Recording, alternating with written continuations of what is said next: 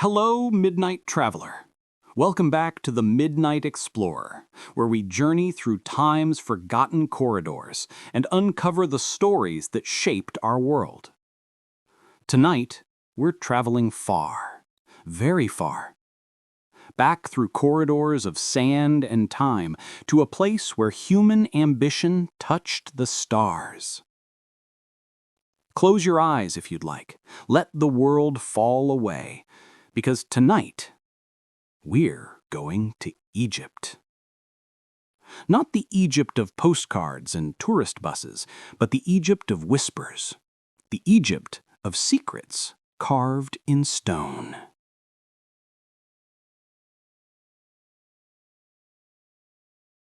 Tonight, we ask, what were the pyramids really for?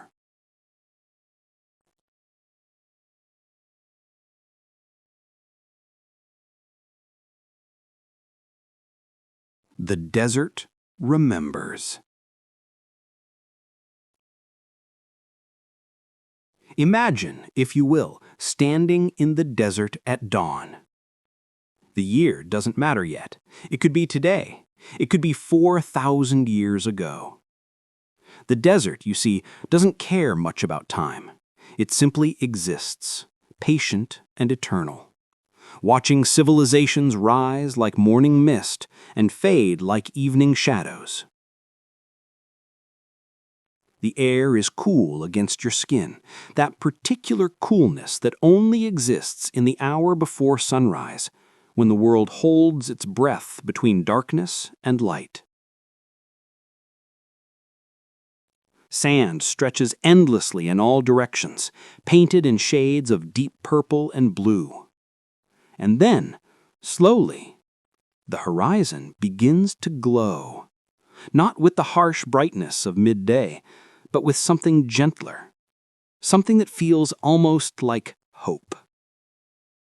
And there, emerging from the fading darkness like memories made solid, you see them, the pyramids.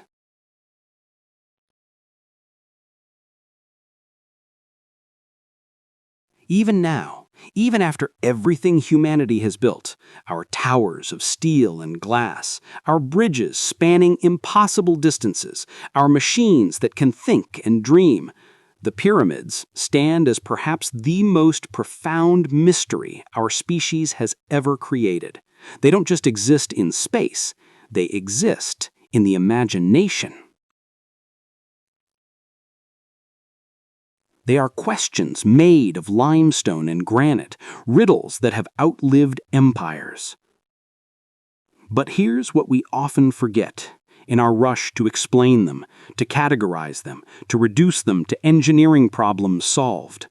The pyramids were built by people. Not mystical beings from distant stars, not lost advanced civilizations with technology beyond our understanding, but people. Human beings with calloused hands and tired backs. People who loved and laughed and dreamed. People who looked up at the stars and wondered, just as we do now, what it all meant.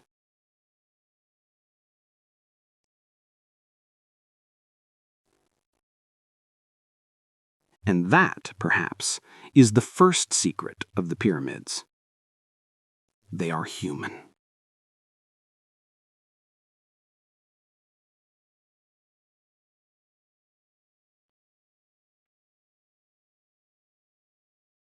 Before the stones. To understand the pyramids, we must first understand Egypt before the pyramids. We must travel back to a time when these monuments didn't exist, when the Giza Plateau was just another stretch of desert, and the Nile, that great green snake of life, flowed through a land still discovering itself. Picture Egypt in the year 3500 BCE. The world is young, or so it feels. Agriculture, that revolutionary human experiment, has taken root along the Nile's banks. Every year, like clockwork, no, more reliable than any clock, the river rises. It swells with waters from distant mountains that the Egyptians will never see, carrying with it rich, dark silt. This silt, this gift from the gods, transforms the desert's edge into the most fertile land imaginable. Where the flood reaches, life explodes. Wheat grows tall and golden, barley ripples in the breeze like waves on an emerald sea. Date palms cast long shadows. Children play in irrigation channels while their parents work the fields, their hands deep in mud that smells of creation itself. But where the flood doesn't reach, there is only sand. The demarcation is sharp, almost violent in its clarity. On one side, green, life, possibility. On the other, ochre, death, eternity.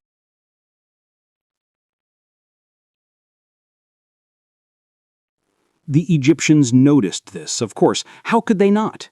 They lived on the edge between two worlds, between the realm of the living and the realm of the forever.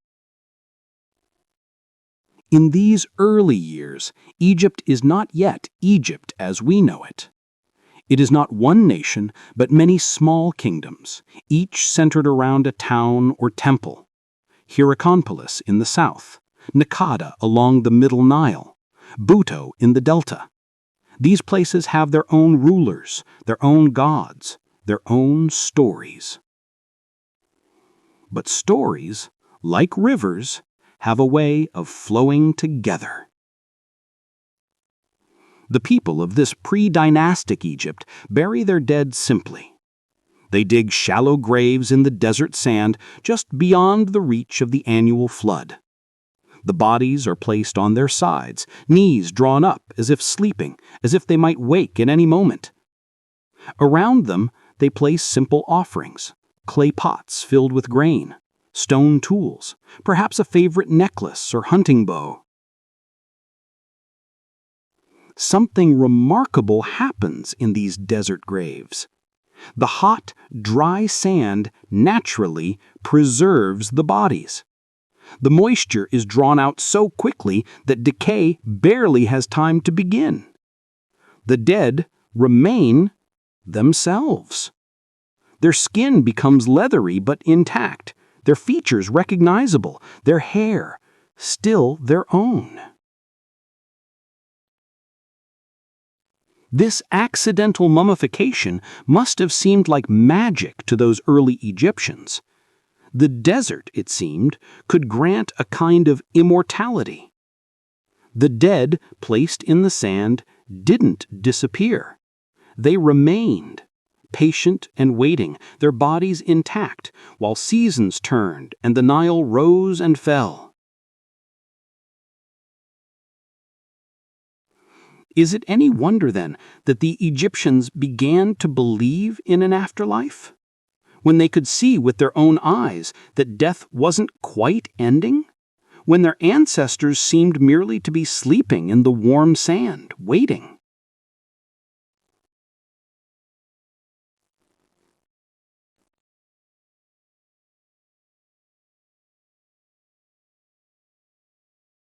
The first king. Around 3100 BCE, something changes. The small kingdoms begin to unify, drawn together by trade, by war, by the simple logic that cooperation brings advantages that isolation cannot match. The process is neither quick nor peaceful. There are battles, alliances broken and remade, betrayals whispered in palace corridors.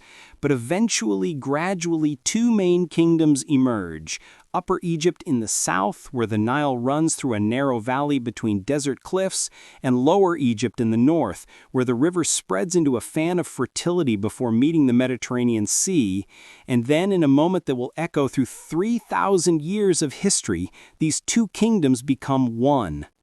The king who achieves this unification, whether through conquest or diplomacy, or some combination of both, will be known by many names: Narmer, Menes, the first pharaoh. But whatever name we use, the significance is the same. For the first time, Egypt is not just a land but an idea, a nation, a civilization with purpose and direction. Imagine being alive in that moment. Imagine living in a world that has suddenly grown larger, more complex, more full of possibility. Your village, which once answered to a local lord, now owes allegiance to a distant king who rules over both the desert and the delta, who wears a crown combining the white of the south and the red of the north. It must have felt like the dawn of time itself. With unification comes ambition. The new pharaoh needs to demonstrate power, to legitimize rule, to create symbols that say, this is different now, this is the beginning of something that will outlast us all. And so, as civilizations do, they begin to build. The early royal tombs are impressive but modest by later standards. They're built at Abydos in the desert west of the Nile, in that liminal space between the living and the eternal. These are rectangular structures made of mud brick, their walls decorated with geometric patterns. Inside, chambers hold grave goods, furniture, jewelry, weapons, jars of wine and oil. And sometimes, though this detail is often left out of casual tellings, these tombs hold retainers, servants and officials who were, it seems, sacrificed or who chose to follow their king into death. Their smaller graves surround the royal tomb like satellites around a star, creating in death the same hierarchy that existed in life. We might find this practice horrific now, but to the ancient Egyptians it made a terrible kind of sense. If the afterlife was real and the preserved bodies in the desert suggested it was, then didn't a king need his court, his advisors, his cupbearers and scribes? This practice won't last long. Within a few generations, the Egyptians will find a better way, not to sacrifice the living, but to create eternal servants from stone and clay, to build an afterlife through art and architecture, not rather than blood. But we're not there yet. For now, in these early days of the first dynasty, Egypt is still learning what it means to be Egypt, still discovering what symbols and structures can carry meaning across the threshold of death. The desert watches, the Nile flows, and somewhere in the mind of some unknown architect, a shape is beginning to form, a structure unlike anything the world has yet seen, a pyramid. The step pyramid rises. Now we move forward through time, not far, just a few generations, but in those generations much changes. The first dynasty gives way to the second, and the second gives way to the third. Each pharaoh learns from the last, each tomb becomes slightly more elaborate, each symbolic gesture slightly more refined. And then, around 2670 BCE, a king named Djoser takes the throne. Djoser will not be remembered as Egypt's greatest warrior or its wisest ruler, but he will be remembered, oh how he will be remembered, because during his reign something impossible becomes possible. During his reign, the first pyramid rises from the desert floor. But let's not rush to that moment. Let's linger first with the man who will make it happen, Imhotep. Imhotep is Djoser's vizier, his right hand, his chief architect. In later centuries, he will be deified, worshipped as a god of wisdom and medicine. But for now, he is simply a man with an extraordinary mind, standing in the desert and imagining something that has never existed. Try to see him there. The desert wind pulls at his linen kilt, sand works its way into his sandals. Behind him, workers, thousands of them, move like a human river, carrying stones, mixing mortar, following the plans that exist for now only in Imhotep's imagination. The structure that is rising at Saqqara, on the west bank of the Nile across from Memphis, the capital, is not what Imhotep originally planned. Like all great works, it evolves in the making. It begins as a traditional mastaba, a flat-topped rectangular tomb, the same type that pharaohs have been using for generations. But Imhotep looks at this mastaba and thinks, not enough. This structure will be buried, forgotten, lost to the sands of time like everything else. It needs to be taller, grander. It needs to reach upward, to catch the eye from miles away, to stand against the sky like a challenge to mortality itself. And so he makes a decision that will change architecture forever. He builds another mastaba on top of the first, and another, each level smaller than the one below, creating a structure that rises in 6 great steps toward the heavens, the step pyramid. When it is finished, the structure stands nearly 200 feet tall. Nothing like it has ever existed before, not in Egypt, not anywhere. Workers and priests and common people come from all over Egypt to see this impossible thing, this mountain made by human hands. But the pyramid itself is only part of Imhotep's vision. Around it he creates an entire complex, courtyards and chapels, ceremonial buildings with engaged columns, columns attached to walls, the very first columns in Egypt's architecture. And here's what's remarkable. Much of this complex is fake, not in the sense that it doesn't exist, but in the sense that it's not functional. There are doors carved in limestone that can never open, rooms that can never be entered, buildings that are solid stone shaped to look like structures with interiors. Why? Because this complex isn't really for the living, it's for the dead. It's for Djoser's Ka, his life force, his spirit, to use in the eternal afterlife. Djoser will need a place in the next world, courtyards for ceremonies, shrines for rituals, and so Imhotep builds them, permanent and eternal, in stone. This is the crucial innovation, the revolutionary idea that will drive all pyramid construction to come. The afterlife is real and it needs real things. The king will need a body, hence mummification, belongings, hence grave goods, a place to live, hence the tomb complex, and food and drink, hence the offerings. But more than that, the king will need monuments that declare to the cosmos itself, this person mattered, this person's name will not be forgotten. On the night the step pyramid is completed, imagine standing in the desert darkness. The moon is new, the stars spread across the sky like scattered salt, and there, blocking out a section of those stars, is a shape, a shadow darker than the night around it, a mountain that wasn't there yesterday, wasn't there in your grandfather's time, wasn't there in any time before now. It must have felt like magic, like the world itself had shifted on its axis. The Egyptians have learned something profound. They can build eternity. They can take stone and sweat and vision and create something that will outlast them all, something that will still be here when their grandchildren's grandchildren have turned to dust, when their cities have crumbled, when their very names have been forgotten by everyone except the desert wind. The step pyramid of Djoser is not the end of this story. It's barely the beginning. But it's the proof of concept. It's the moment when an abstract idea, the idea that death can be defeated through architecture, becomes tangibly, undeniably real.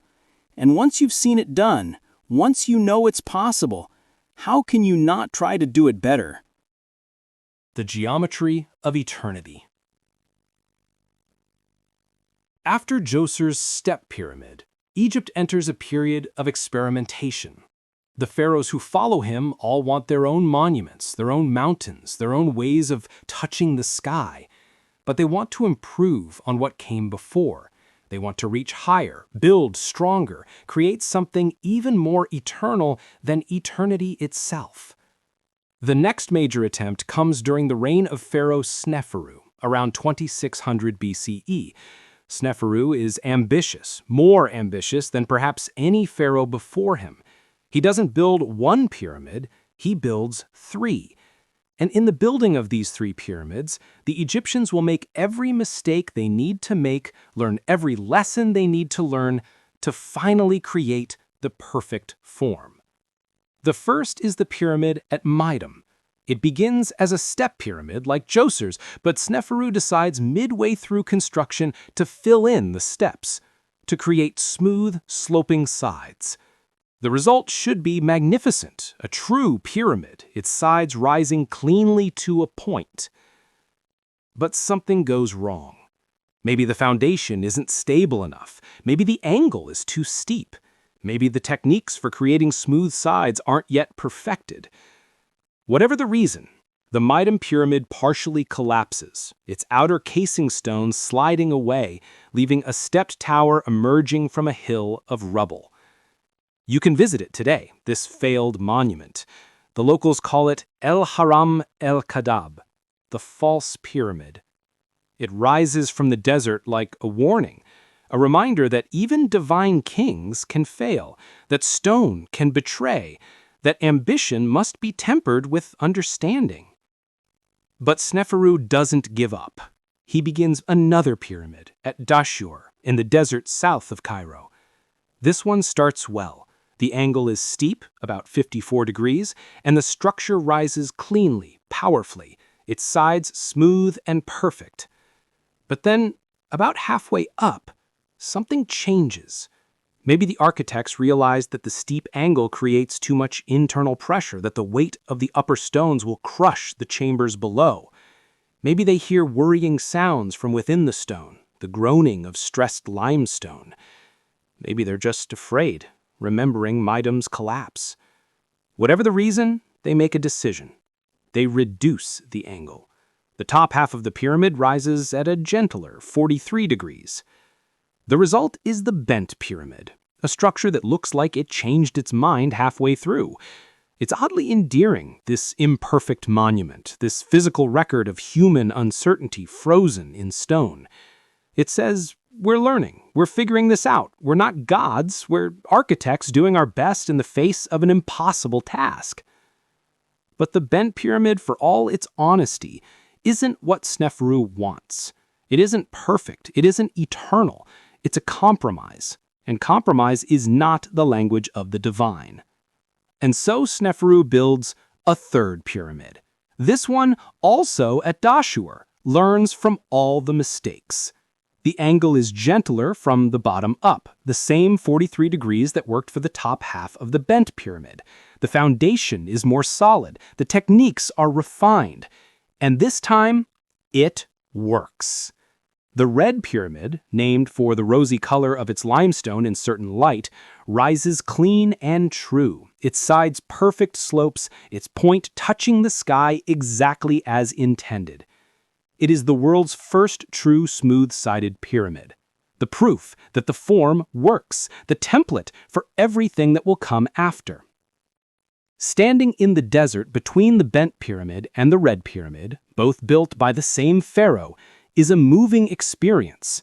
You can see the learning, the evolution right there in stone. You can see human determination, the refusal to accept failure, the belief that perfection is possible if you just keep trying. This is not alien technology. This is not lost wisdom from vanished civilizations.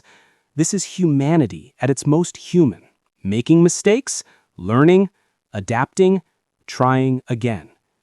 This is us, figuring things out one stone at a time.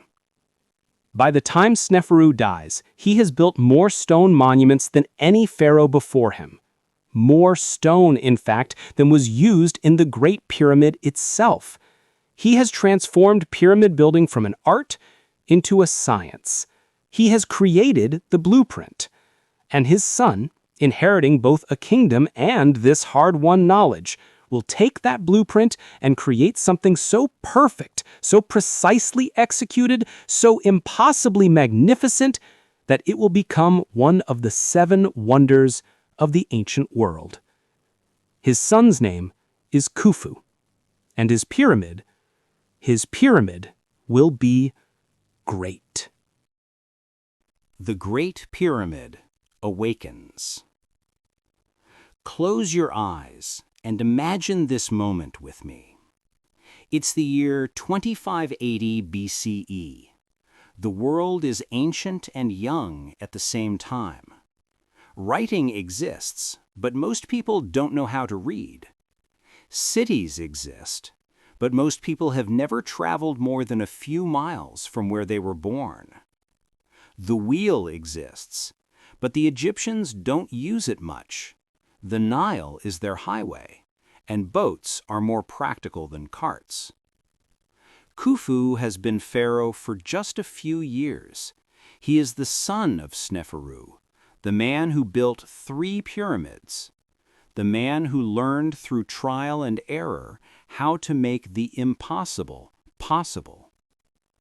Khufu has grown up watching these monuments rise, has spent his childhood among architects and stonemasons and engineers. He knows what his father achieved, and he wants to surpass it. The location he chooses is Giza, a limestone plateau on the west bank of the Nile, about 10 miles south of where the delta begins. It's a good choice, a perfect choice, really. The bedrock is solid, the plateau is elevated above the floodplain, and, most importantly, it's close to Memphis, Egypt's capital, close enough that the pharaoh can oversee construction personally.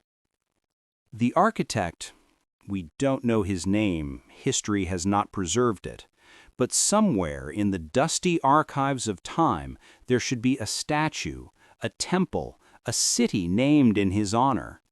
This anonymous genius begins by surveying the site. He needs to find true north, because the pyramid will be aligned with the cardinal directions with an accuracy that won't be matched until the age of modern instruments. How does he do it? We think he uses the stars. Perhaps he builds a circular wall and watches the stars wheel overhead, marking where they rise and where they set, finding the axis point of the sky's rotation. Or perhaps he uses the sun, marking shadows throughout the day, finding true east and west, and deriving north from that. The methods are simple, but the patience required is immense.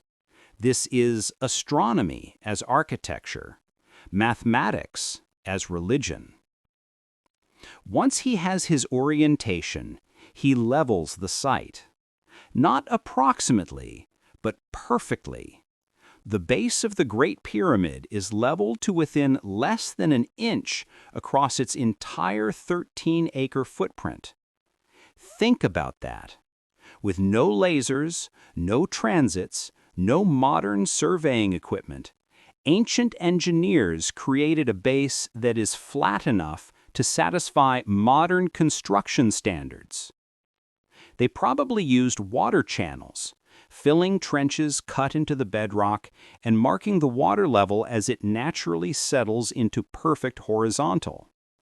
Simple, elegant, effective.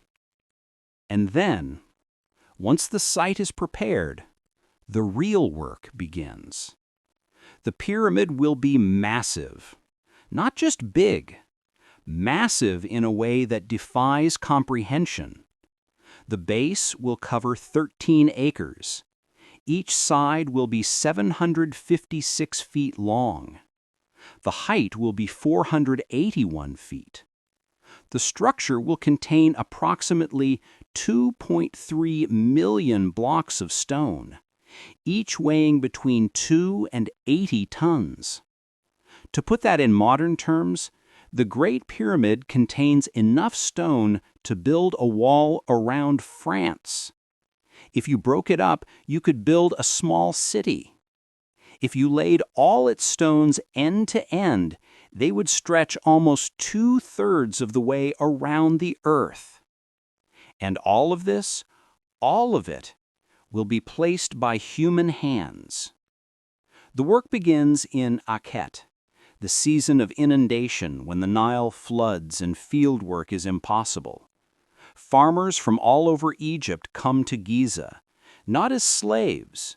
Contrary to popular belief, slaves did not build the pyramids, but as workers fulfilling their labor obligation to the pharaoh, their god-king, their living deity. Imagine being one of these workers. You're a farmer from some small village in Middle Egypt. You've never seen the capital before, never seen a pyramid. You arrive at Giza and the sight steals your breath. Thousands of workers, tens of thousands. A temporary city has sprung up around the construction site. Houses, bakeries, breweries, workshops. The smell of fresh bread mixes with stone dust and sweat. Commands are shouted in a dozen regional dialects. The air vibrates with purpose. And the pyramid itself, already rising, already massive though it's not yet half finished. You can feel its presence like a physical weight, this mountain growing stone by stone, this impossibility becoming real. You are assigned to a gang. Each gang has a name, usually something like Friends of Khufu or Drunkards of Menkaure.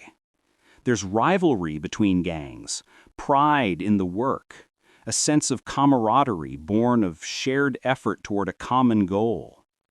Graffiti has been found inside the pyramid, messages from these gangs, their names painted on stones in red ochre, as if saying, "We were here. We did this. Remember us." Your gang is responsible for moving stones from the quarries to the pyramid. The quarries are nearby. The pyramid is being built from its own plateau. The architects cutting into the bedrock and using those very stones for the lower courses.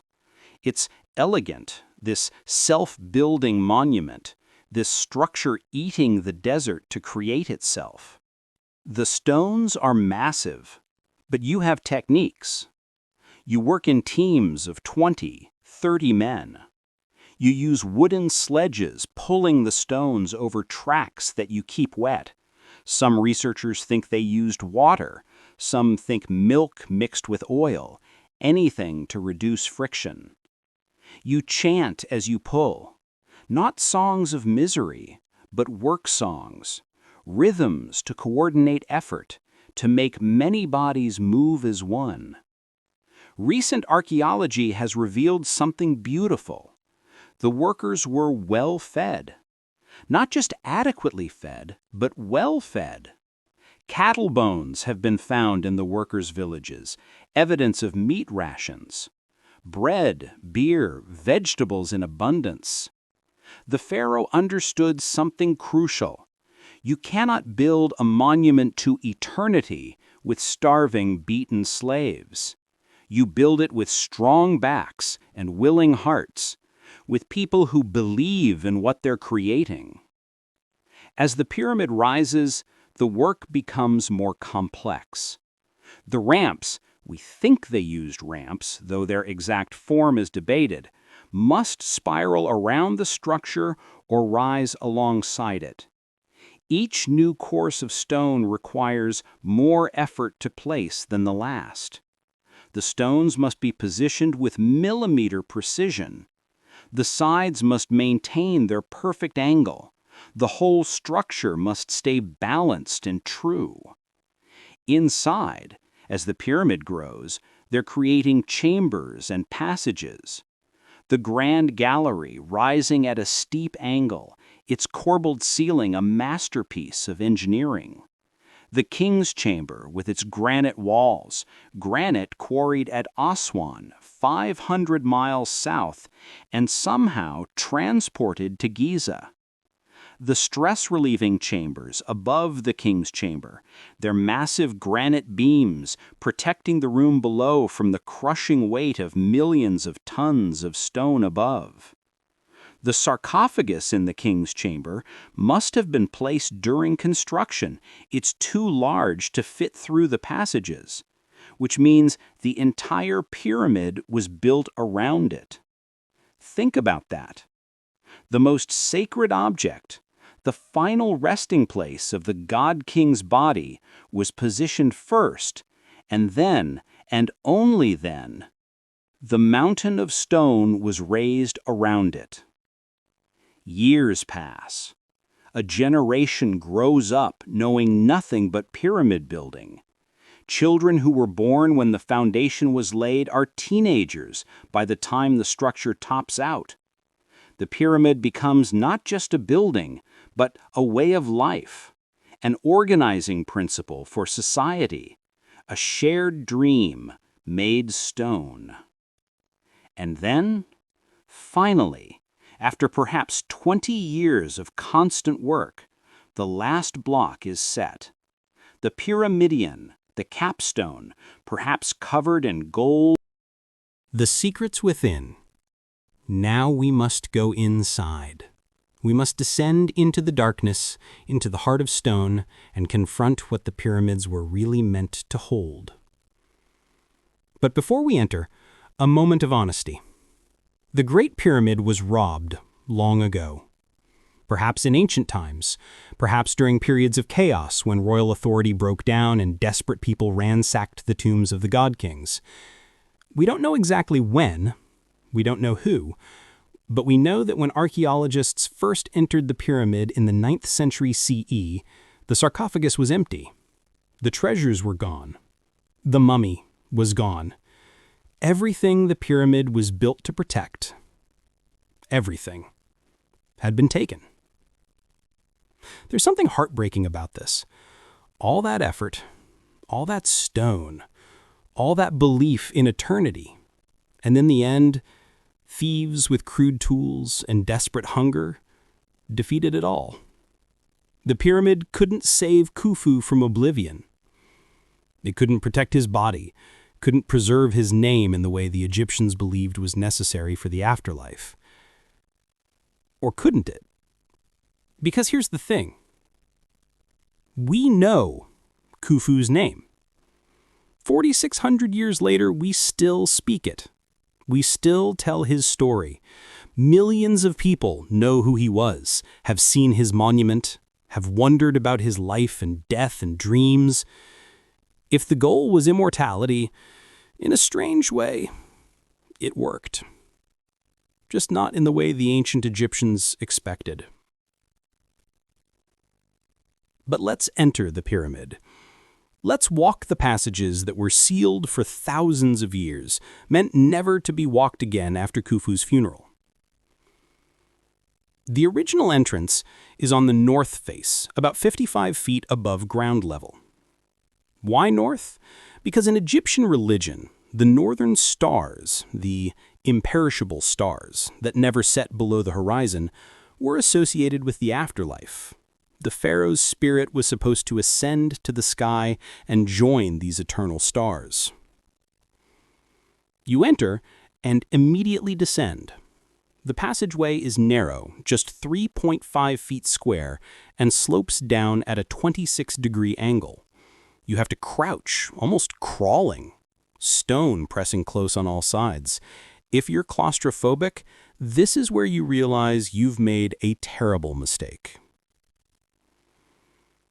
The descending passage continues for over 300 feet, cutting first through the pyramid itself and then into the bedrock below. This subterranean chamber is mysterious. It was clearly started but never finished. The floor is uneven. A pit has been dug in one corner, leading nowhere. Was this supposed to be Khufu's burial chamber originally?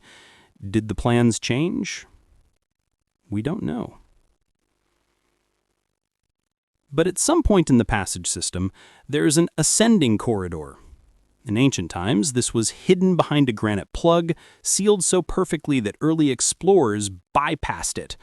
When the pyramid was broken into, probably during the 9th century, the thieves couldn't remove the granite plugs, so they tunneled around them through the softer limestone. The ascending passage climbs at the same angle that the descending passage fell. It rises through the pyramid's heart, through millions of tons of stone, and it leads to the Grand Gallery. The Grand Gallery is, there's no other word for it, magnificent.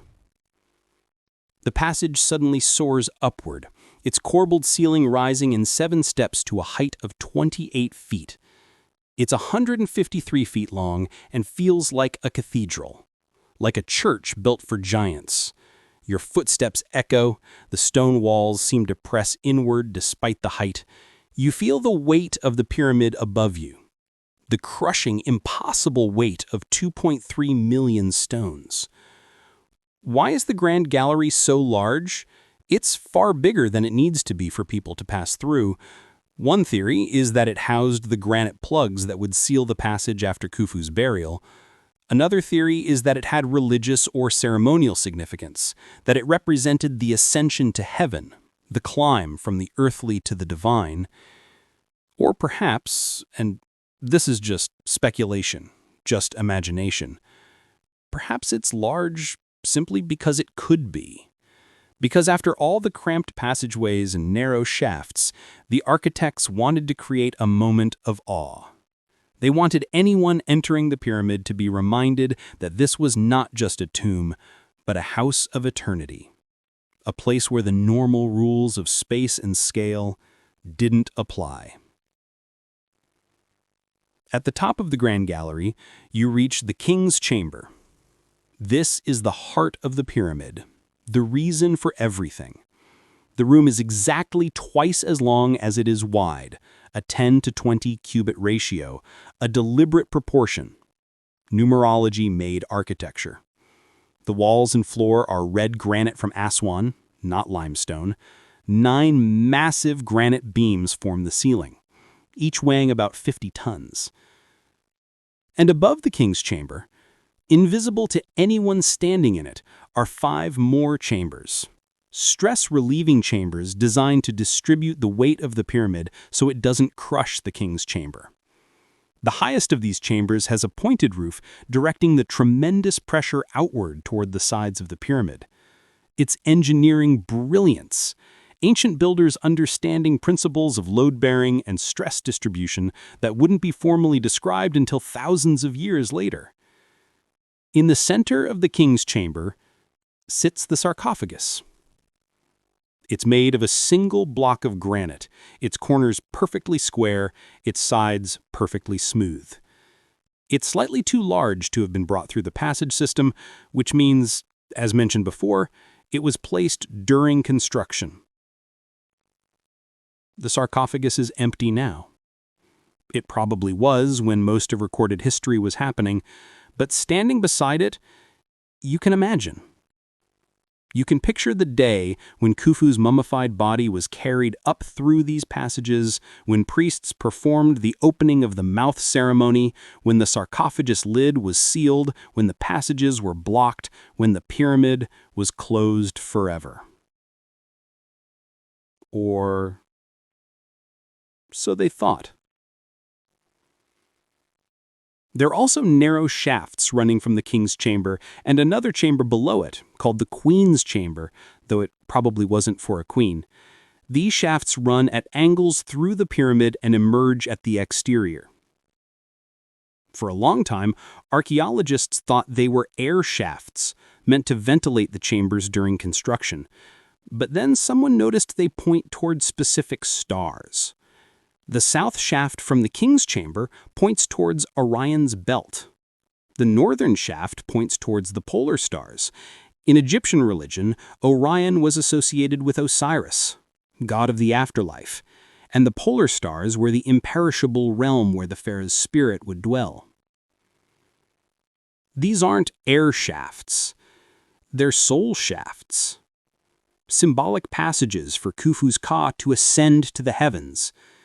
The pyramid isn't just a tomb. It's a machine for resurrection. It's a vehicle for the journey from mortality to eternity. Every angle, every measurement, every passage and chamber serves a purpose in this journey. The pyramid is a 3-dimensional religious text, its meaning written in stone and geometry and astronomical alignment. To understand it fully, you would need to understand Egyptian religion, astronomy, mathematics, and architecture all at once.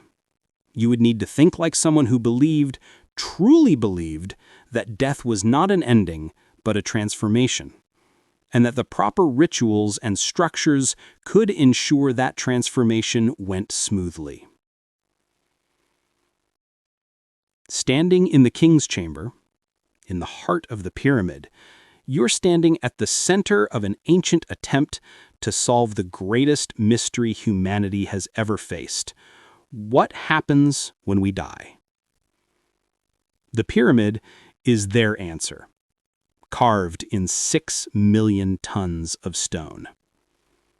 We continue We endure. We become eternal. The Pyramid Complex. But the pyramid itself is only part of the story. To understand what these monuments really meant, we need to step back outside into the desert sun and look at everything that surrounds them. Each pyramid is the centerpiece of a vast complex. Let's continue with the Great Pyramid as our example, but know that this pattern repeats with variations for all the major pyramids. On the east side of the Great Pyramid, there's a mortuary temple. This is where offerings were made to Khufu's spirit. Daily offerings of bread, beer, meat, incense, where priests performed rituals to sustain the pharaoh in the afterlife. The temple is mostly gone now, its fine limestone blocks having been quarried away centuries ago to build medieval Cairo, but we can trace its outline. We can see where its walls stood, where its altars were positioned. From this mortuary temple, a causeway, a covered corridor about half a mile long, once descended eastward toward the Nile. This causeway was enclosed, its walls decorated with reliefs showing Khufu's achievements. Walking through it must have been like walking through a story, the pharaoh's life told in stone images on either side. At the end of the causeway, at the edge of the cultivation, where the desert meets the green, stands the Valley Temple. This is where Khufu's body would have been received when it arrived by boat from the embalmers, where the first rituals would have been performed, where the transition from life to death officially began.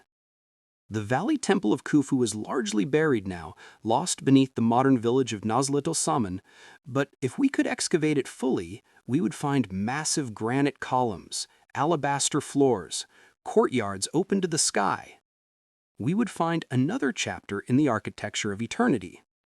And around the Great Pyramid, there are subsidiary pyramids. 3 small ones on the east side, probably for Khufu's queens. To the south, there are boat pits, long trenches cut into the bedrock, sealed with massive limestone slabs. In 1954, one of these boat pits was opened. Inside, disassembled but perfectly preserved, was a cedar wood boat 143 feet long, the Khufu ship. It was carefully removed, piece by piece, and reassembled. You can see it today in a museum near the pyramid, its graceful lines still elegant after 4,600 years. Why was it there? We're not certain. Perhaps it was the boat that carried Khufu's body to his tomb. Perhaps it was meant for the pharaoh to use in the afterlife to sail across the sky with the sun god, Ra. Perhaps both. The Egyptians believed the sun traveled across the sky in a boat by day and through the underworld in a boat by night. A pharaoh would need his own boat for this eternal journey. There are also mastaba tombs, flat-topped rectangular tombs arranged in neat rows around the pyramid. These are for the nobility, for high officials who earned the privilege of being buried near their pharaoh. Even in death, the hierarchy of Egyptian society is maintained. The king at the center, his courtiers arranged around him like constellations around the pole star. To the south of the Great Pyramid stands the Pyramid of Khafra, Khufu's son. It's slightly smaller than his father's, but appears taller because it's built on higher ground and retains some of its smooth casing stones at the apex. Standing between them, you can see the family resemblance, the shared geometry, the continuation of an architectural language from one generation to the next. And next to Khafre's Valley Temple, crouches the Sphinx. The Great Sphinx of Giza is carved from a natural outcrop of limestone left over from the quarrying operations. It has the body of a lion and a human head, traditionally said to be Khafre's face, though this is debated. It's massive, 240 feet long and 66 feet high. And it's ancient even by pyramid standards, weathered by thousands of years of wind and sand. The Sphinx faces east, toward the rising sun. Between its paws, there's a stela, a stone tablet, placed there by Pharaoh Thutmose IV, almost 1,000 years after the Sphinx was carved. The stela tells a charming story. When Thutmose was a prince, he fell asleep in the Sphinx's shadow while hunting. In his dream, the Sphinx spoke to him, asking to be freed from the sand that was burying it. In return, the Sphinx promised Thutmose would become pharaoh. When Thutmose woke, he cleared the sand and, indeed, became pharaoh. What's remarkable about this story is that it shows the Sphinx was already ancient and mysterious in Thutmose's time, already being swallowed by sand, already a relic from a lost age. The Sphinx has been buried and uncovered multiple times throughout history. For much of the medieval period, only its head was visible, sticking up from the sand like a strange stone dream. Napoleon's army saw it mostly buried.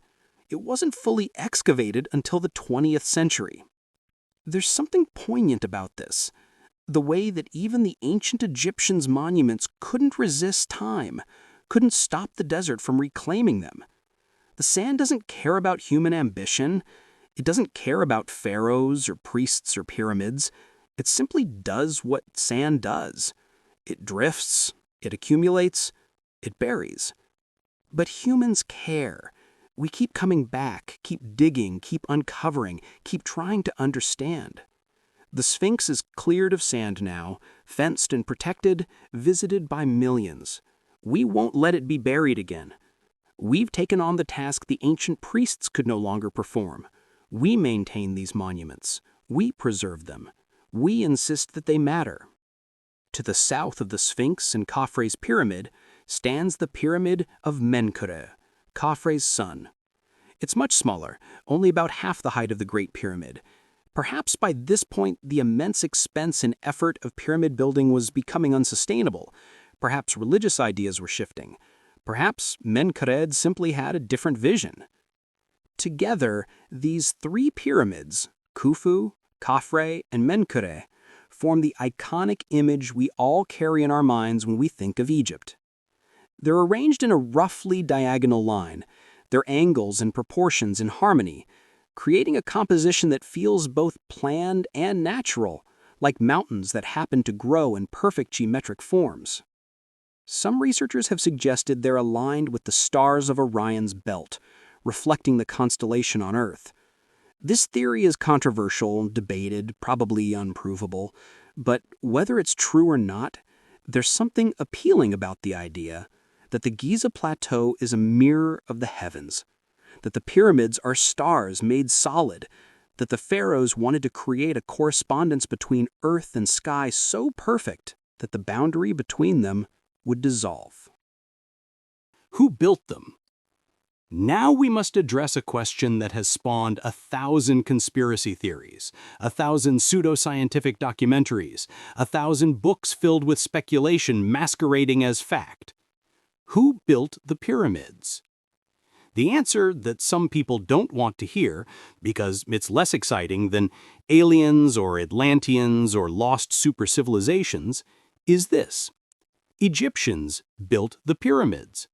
Ancient Egyptians, using the tools and techniques available to them in the Bronze Age, with organization, ingenuity, determination, and an enormous amount of hard work. But let's be more specific. Let's talk about who these people were, because the reality is far more interesting than any conspiracy theory. First, let's dispel the most persistent myth. The pyramids were not built by slaves. Not by Hebrew slaves fleeing Egypt in the Exodus, which, incidentally, is not supported by archaeological evidence and likely didn't happen as described in the Bible. Not by masses of oppressed workers driven by whips and cruelty. We know this for several reasons. Archaeological excavations at pyramid building sites, particularly at Giza and at the Pyramid of Senuseret II, have uncovered workers' villages. These settlements show how the pyramid builders lived, what they ate, how they were treated. And what we find is surprising. These workers were relatively well off.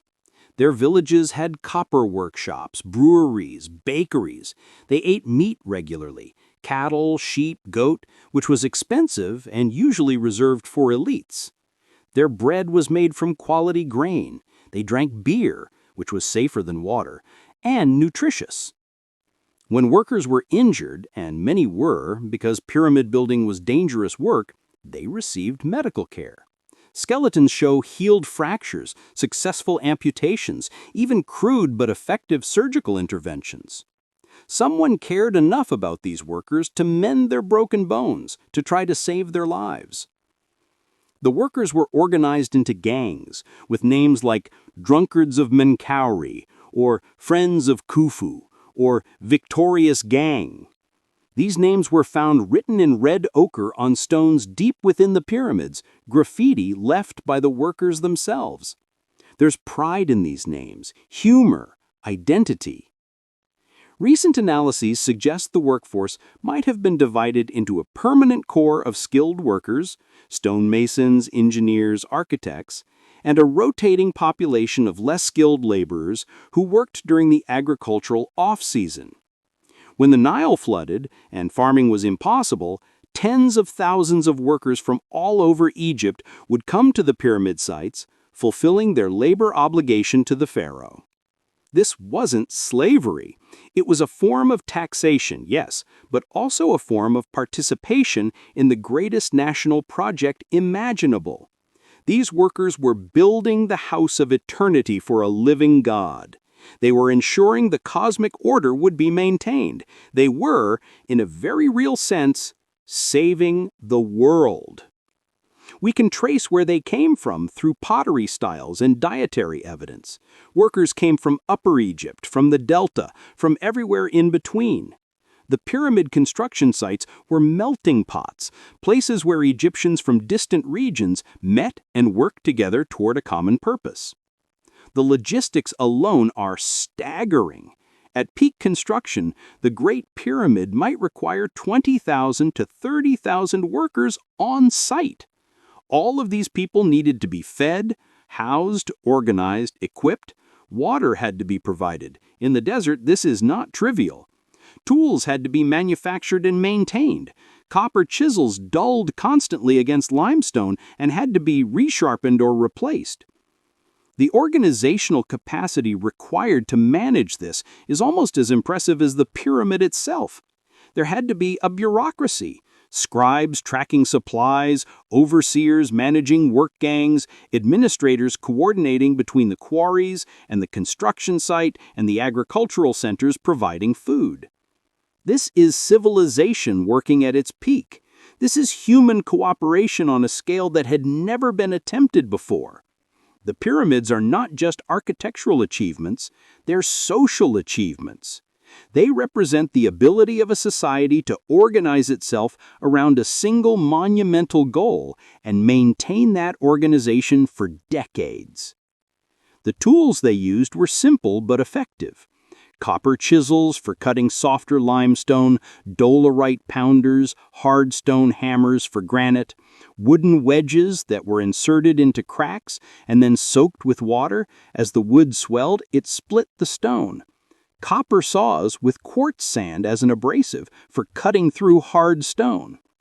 We found these tools. We found the workshops where copper was smelted and shaped. We found the grinding stones where chisels were sharpened. We found the remains of the wooden sledges used to transport stones.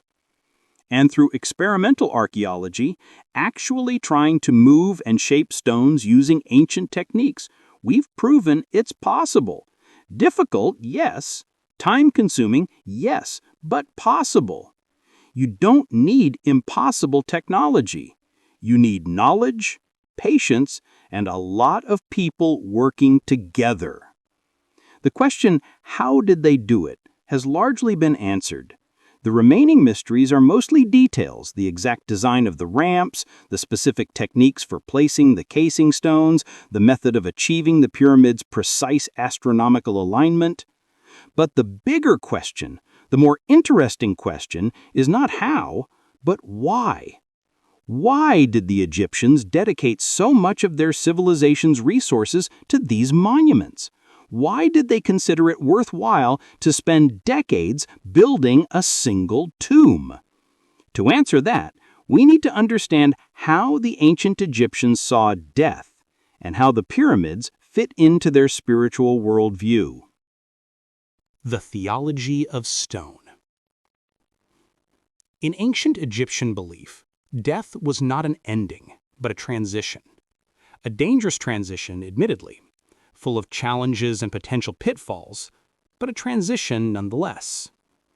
The goal was to reach the field of reeds, a paradise that was essentially Egypt, but perfected, where the harvests were always abundant, where the sun always shone, where you would be reunited with loved ones who had passed before.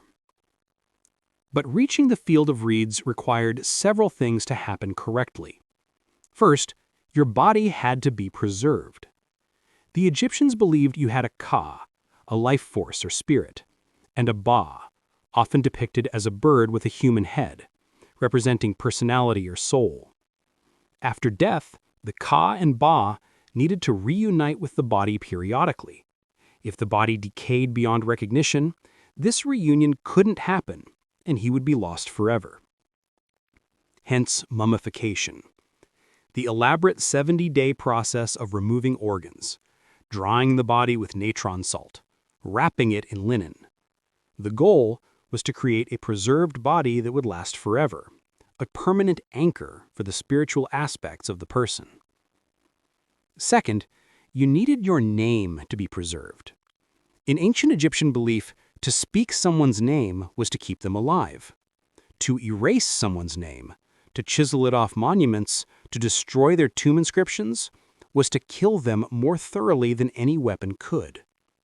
This is why pharaohs who fell out of favor had their names systematically removed from historical records.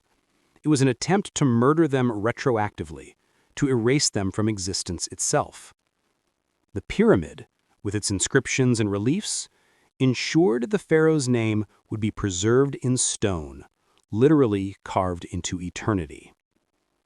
Third, you needed your sustenance. The dead still needed to eat and drink, at least symbolically. This is why offering chapels were attached to tombs, why priests made daily offerings of bread and beer and meat. But the Egyptians, practical people, knew that these offerings might not continue forever. Dynasties fall. Temples are abandoned. Priests die and are not replaced. So they developed a backup plan: magical substitution. If you painted food on the tomb walls, it could sustain you. If you carved images of servants preparing bread and beer, those images would magically come to life in the afterlife and actually provide sustenance. The art in Egyptian tombs isn't just decoration. It's functional. It's survival equipment for the dead. Fourth, you needed to pass judgment. The most famous scene from Egyptian funerary literature shows the weighing of the heart. The deceased's heart is placed on a scale opposite the feather of Maat, the goddess of truth and order. If your heart is heavier than the feather, if you've lived an unjust life, a monster called Ammit devours you and you cease to exist.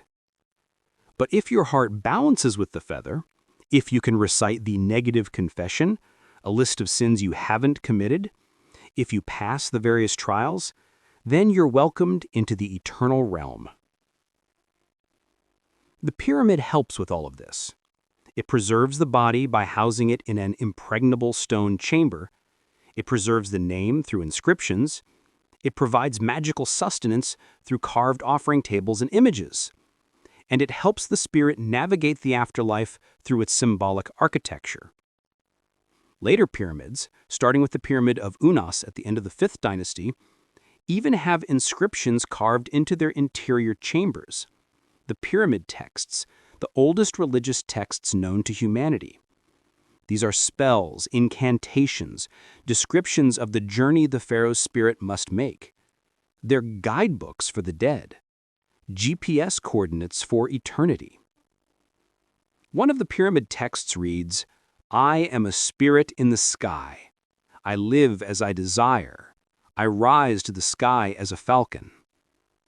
Another, "The sky is cleared, the ground is made firm for me, for I am one who constructs pyramids."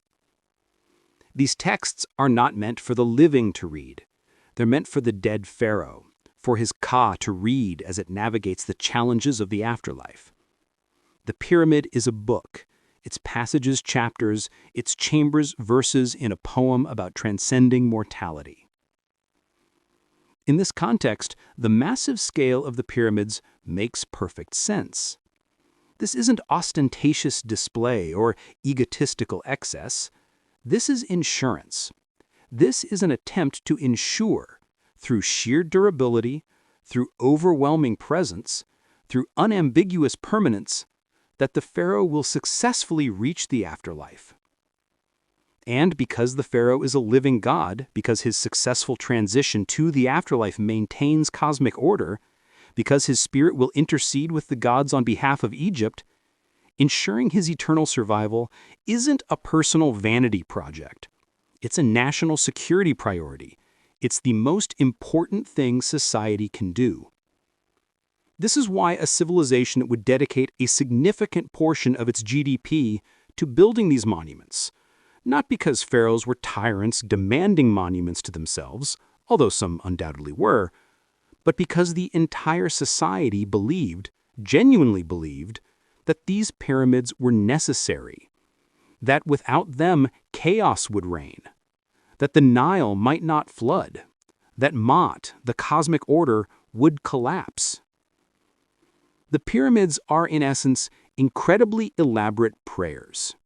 They're a physical manifestation of hope that death is not final, that consciousness persists, that love and memory and identity can outlast the body's decay. They're humanity shouting into the void, "We matter. Remember us. We were here." And the remarkable thing, the truly extraordinary thing, is that it worked. Not in the way the ancient Egyptians intended, perhaps. Khufu's body is gone. His Ka and Ba, if they exist, have had to find their own way. But his name echoes through millennia. His monument still stands. He is remembered. The prayer was answered, just not by the gods the Egyptians prayed to. The Pyramid Age fades. After the 4th dynasty, the age of Khufu, Khafre, and Menkaure, something changes. The 5th and 6th dynasty pyramids are smaller, less carefully constructed. They're made with a rubble core held together by a limestone casing rather than solid, massive blocks throughout. They look impressive when completed, but without the casing stones, they collapse into shapeless hills. Why the decline? Several factors probably contributed. First, the enormous expense.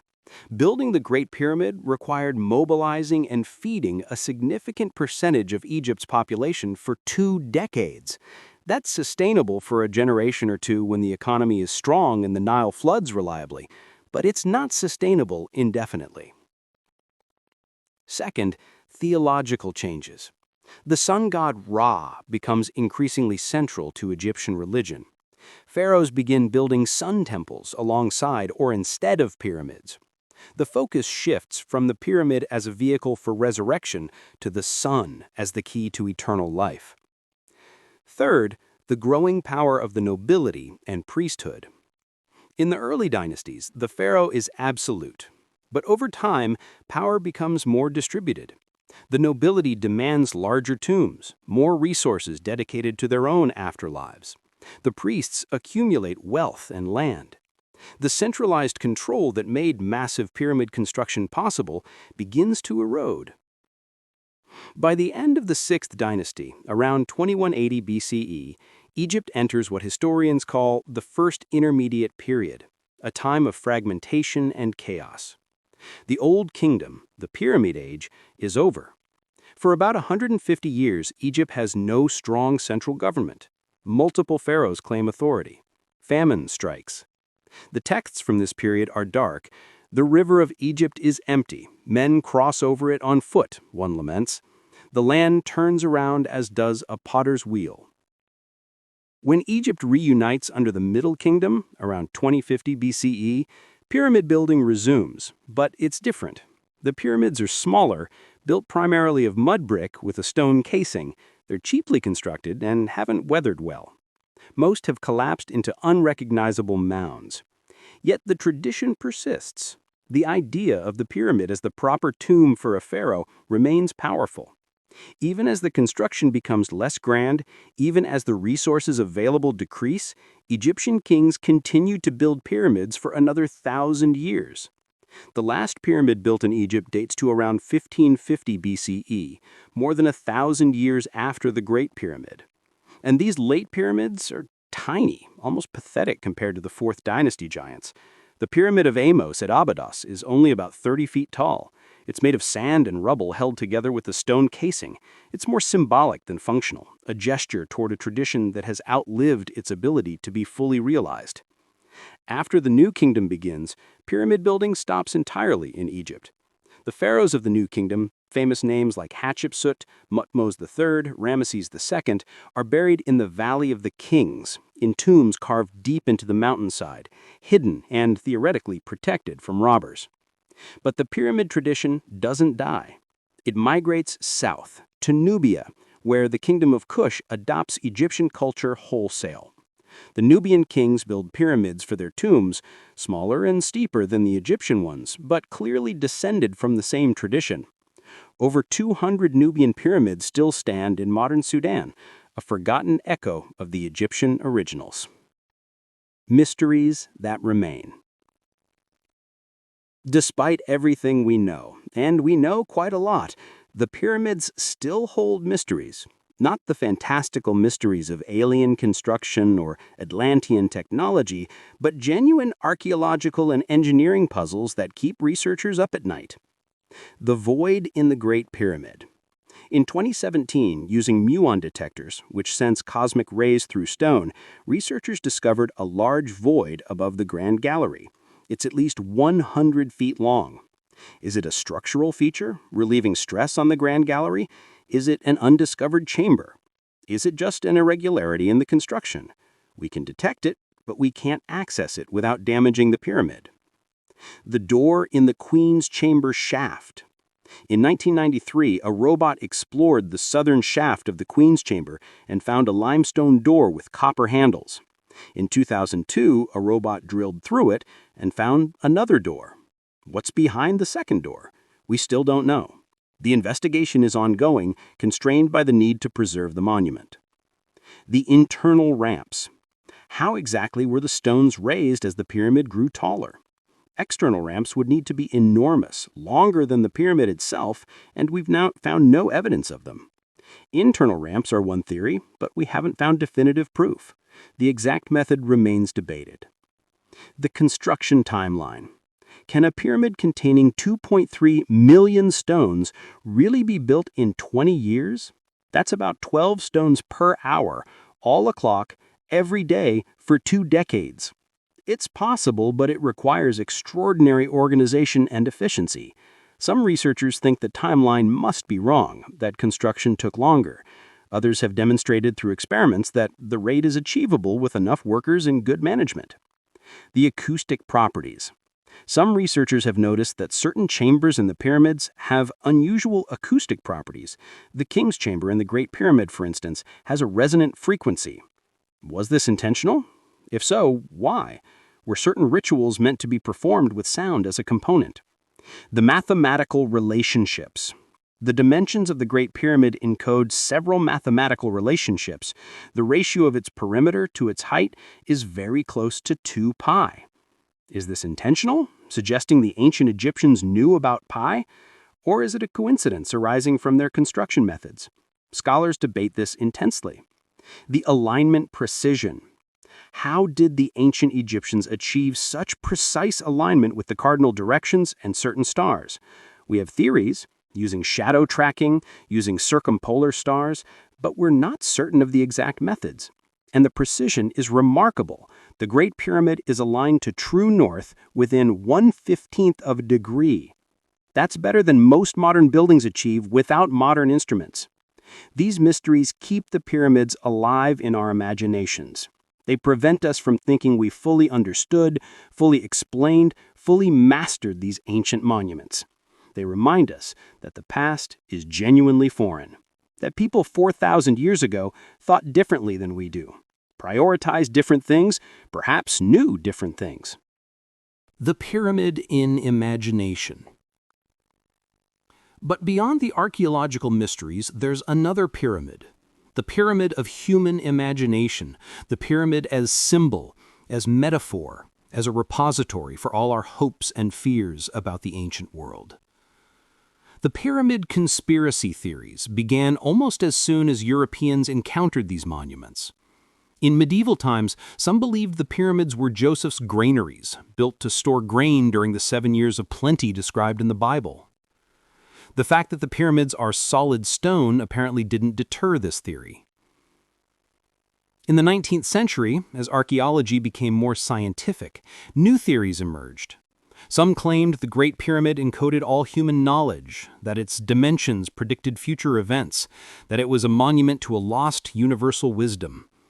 A whole field of pyramidology developed, blending mathematics, religion, and wishful thinking. The 20th century brought alien theories. Erich von Daniken's Chariots of the Gods popularized the idea that ancient monuments like the pyramids were built with extraterrestrial help. This theory persists despite the total lack of evidence and the fundamentally insulting implication that ancient Egyptians couldn't possibly have been smart or capable enough to build these things themselves. Why are we so drawn to these theories? Why do people want to believe the pyramids are more mysterious than they are? Perhaps because we need mystery. In our modern world where so much is known, mapped, explained, where Google can answer any question in milliseconds, we crave something that resists complete understanding. We want there to be secrets, hidden knowledge, lost wisdom. And perhaps because we have trouble accepting the full implications of human achievement. The pyramids make us uncomfortable because they demonstrate that greatness doesn't require modernity, that ancient peoples, without computers or machinery or even iron tools, could create something we struggle to fully comprehend 4 millennia later. This threatens our sense of progress, our assumption that we are automatically superior to those who came before us simply because we came later. The pyramids stand as proof that sophistication, intelligence, and capability are not uniquely modern traits. But I would argue that accepting the human origins of the pyramids makes them more wonderful, not less. An alien civilization with advanced technology building pyramids would be interesting, sure, but it wouldn't be meaningful. It wouldn't tell us anything about ourselves, about what we're capable of, about the heights human creativity and determination can reach. But Egyptians building the pyramids, that's profound.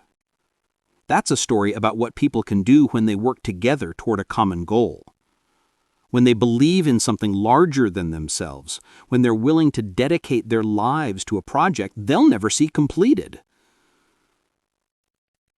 The pyramids are a testament to human cooperation on a scale we rarely achieve. They're proof that ordinary people, organized extraordinarily well, can reshape the world itself. So what can we, in our modern world, learn from these ancient monuments? First, the importance of maintenance. The pyramids that survive best are the ones that were cared for continuously. The Great Pyramid retained its casing stones for thousands of years because it remained religiously significant, because people kept the sand cleared, because it was maintained. When maintenance stopped, when Islam became Egypt's dominant religion and the old temples were abandoned, the casing stones were quarried away to build Cairo. Our own great works won't survive without active preservation. No structure is eternal by itself. Eternity requires human choice, requires people in each generation deciding that something matters enough to protect.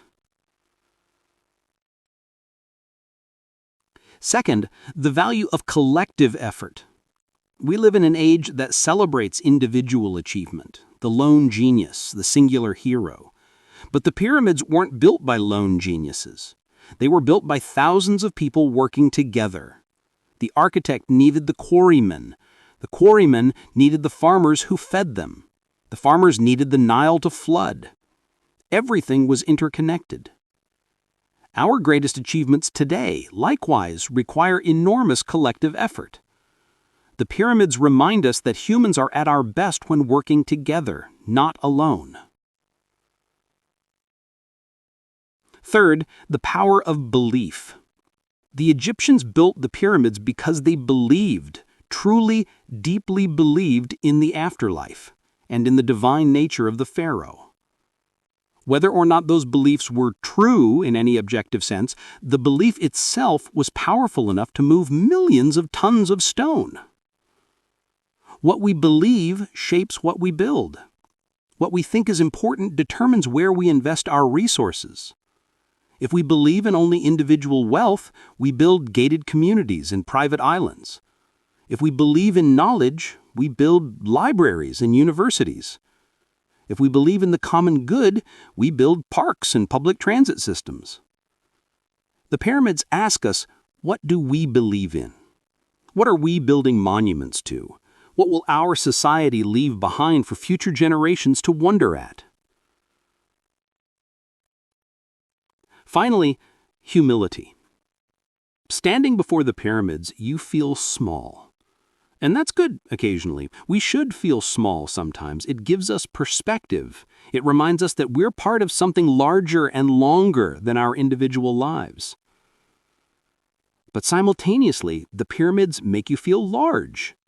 Because humans built these. People like us, with the same brains, the same potential, the same spark of creativity and stubbornness and will. If they could build pyramids with copper tools and wooden sledges, what can we do with all our modern advantages? The pyramids are simultaneously humbling and inspiring. They put us in our place and elevate us to our potential. They say, you are small and temporary and mortal. You are also magnificent and capable of greatness. Both things are true.